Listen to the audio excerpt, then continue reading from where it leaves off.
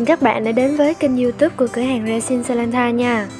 Hôm nay cửa hàng của mình sẽ không dùng khuôn silicone để làm móc khóa nữa mà sẽ làm khuôn kim loại như thế này. Vì khuôn kim loại này khác với khuôn silicone là nó không có cái mặt đáy nên là mình sẽ phải ịnh nó lên một miếng băng keo, sau đó rồi mới đổ màu lên. Thì tụi mình pha những cái màu sắc bằng màu acrylic đổ vào resin, sau đó thì trang trí lên. Cái bước này nó giống như là hồi bé mà mình tô tranh tô màu vậy đó mấy bạn, y chang vậy đó, nhưng mà bây giờ mình không có tô màu bằng màu sáp mà là dùng resin thôi. Sau khi phần resin đã lấp đầy chỗ trống như thế này rồi thì mình sẽ đợi cho nó khô nha mấy bạn. Bởi vì mình không dùng resin UV mà dùng resin AB bình thường nên sau khi thời gian đợi quá lâu thì nó sẽ bị tràn ra một chút bên ngoài như thế này. Nhưng mà không sao, mình có thể sửa cái điều này được bằng cách làm mài bớt nó đi.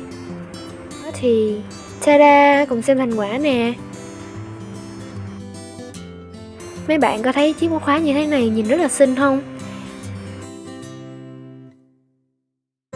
Mấy bạn có thể mua đồ nghề để có thể tự làm cho mình một chiếc móc khóa như thế này, hoặc là có thể mua ở cửa hàng của chúng mình. Link Shopee của cửa hàng mình đã để bên dưới phần mô tả video rồi nha. Các bạn nhớ nhấn nút thích video và đăng ký kênh YouTube của cửa hàng chúng mình để xem thêm nhiều video về resin nữa nha.